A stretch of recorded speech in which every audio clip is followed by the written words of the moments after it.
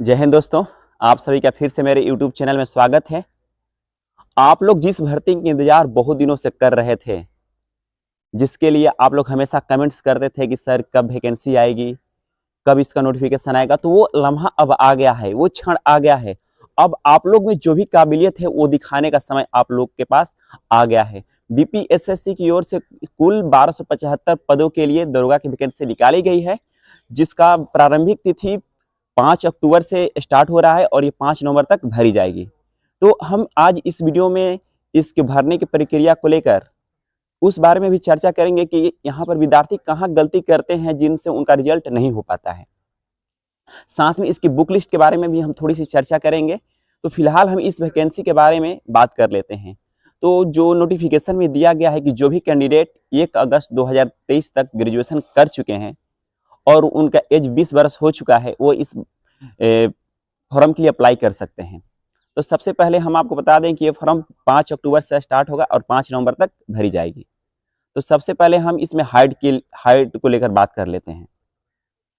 और इसका हाइट जो है कैटेगरी वाइज है। अगर आप जनरल कैटेगरी से आते हैं या ईडब्ल्यूएस कैटेगरी से आते हैं, अगर आप मेल कैंडिडेट हैं तो आपको 165 सेंटीमीटर हाइट चाहिए।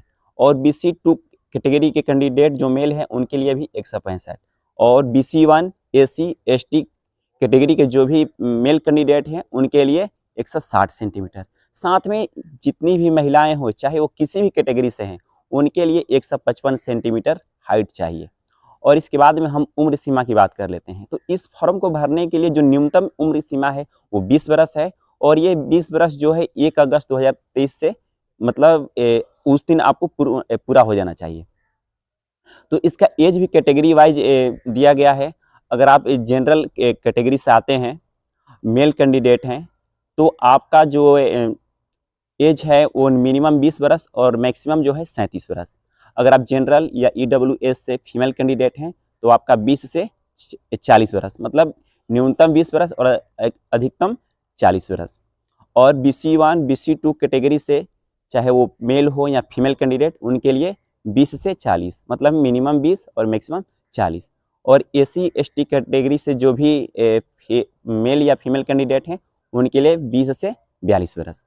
तो हो गया यहाँ पर हाइट और उम्र सीमा की बात होगी। अब इसके बाद में हम बात कर लेते हैं मेल कैंडिडेट के लिए। तो मेल कैंडिडेट जो जनरल कैटेगरी से आते हैं या BC1 या BC2 कैटेगरी से, तो उनके लिए मैक्सिमम जो सीना की माप है वो मिनिमम मतलब 81 होना चाहिए और फुलाकर 86।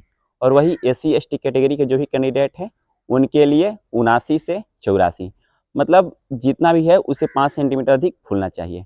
यहाँ पर फीमेल कैंडिडेट का सीना नहीं मापा जाता है, बल्कि नोटिफिकेशन में दिया गया है कि उनका मिनिमम जो वेट है वो 48 kg होना चाहिए।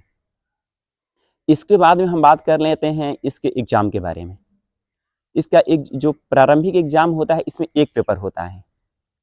टोटल 100 नंबर का क्वेश्चन होता है और एक क्वेश्चन 2 नंबर का, मतलब 200 मार्क्स का क्वेश्चन होता है।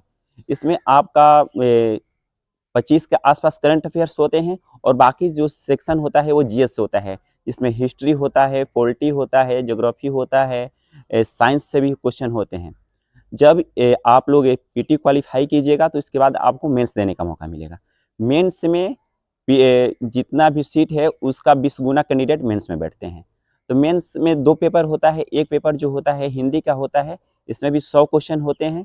एक क्वेश्चन 2 मार्क्स का होता है और इसमें ये क्वालिफाइंग नेचर का पेपर होता है। इसमें टोटल निगेटिव काट को आपको 30% मार्क्स लाना होता है।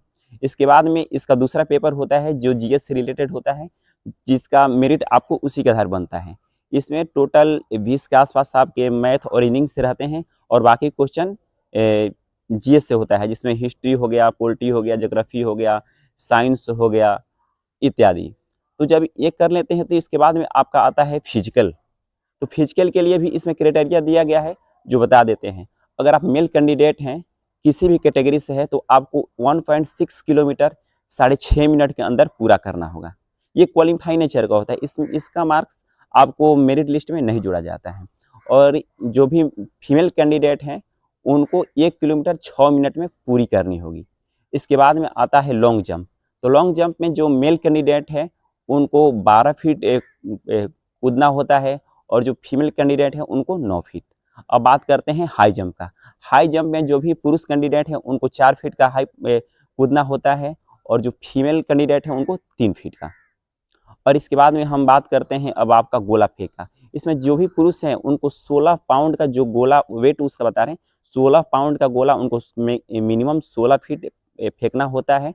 16 पाउंड मतलब लमसम 7.25 kg हो जाएगा आपका। और जो भी फीमेल कैंडिडेट है उनको 12 पाउंड का गोला 10 फीट फेंकना होता है। 12 पाउंड का मतलब आपका हो जाएगा लमसम 5.5 kg के आसपास हो जाएगा। तो आप लोग सारी प्रक्रिया समझ गए होंगे। और इसके बाद में बात हम करते हैं कि कैंडिडेट कहाँ पर गलती करते हैं। देखिए, बहुत से हमारे ऐसे दोस्त हैं जो पहले से ही इसका प्रिपरेशन कर रहे हैं, नोटिफिकेशन का इंतजार नहीं कर रहे हैं, लेकिन पहले से वो कर रहे थे। लेकिन अब नोटिफिकेशन आ गया है, अब आप लोग जितना भी आप में स्टेमिना है पढ़ने को लेकर पूरी ताकत लगा दीजिए इसमें, क्योंकि इस बार थोड़ा सा जो भी है कंपटीशन हाई होने वाला है। क्योंकि पिछली बार जो कैंडिडेट छटे हुए हैं, चाहे वो 22 से 13 के रूप में या 24 से 46 के रूप में, वो अपना सारा कसर इस वैकेंसी में निकालने वाले हैं। तो सोचिए, इसके लिए आप लोग को अभी से बहुत ही मेहनत करना पड़ेगा। और मैं फिर से बता दूं कि अगले साल जो इलेक्शन होने वाले हैं, आचार संहिता लगने वाला है, बिहार सरकार चाहेगी कि वो आचार संहिता लगने से पहले इसकी सारी प्रक्रिया हम पूरी कर लें। तो इसका जो पीटी होगा वो बहुत जल्द होगा, मानकर चलिए कि दिसंबर लास्ट या जनवरी स्टार्टिंग वीक में होने वाला है। तो इसको लेकर आप लोग अभी से जितना समय है उसमें पढ़िए। अभी से कोई प्रैक्टिस सेट खरीद लीजिए। अगर आप अभी नए हैं तो लूसेंट का जो भी सब्जेक्टिव किताब है उससे अपना बेसिक मजबूत कीजिए।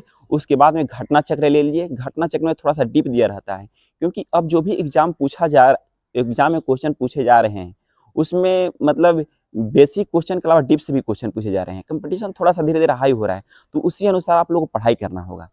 और हम बताएं कि स्टूडेंट कहाँ पर गलती करते हैं, तो मैं पहले बता चुका हूँ कि बहुत सारे स्टूडेंट जो हैं वैकेंसी आने पर तैयारी करते हैं। कुछ ऐसे होते हैं कि जो एडमिट कार्ड आने पर तैयारी करते हैं। तो ज़रा सोचिए, जो लड़का सालों से मेहनत कर रहा है वो जब आपके साथ टकराएगा तो आप कहाँ जाइएगा।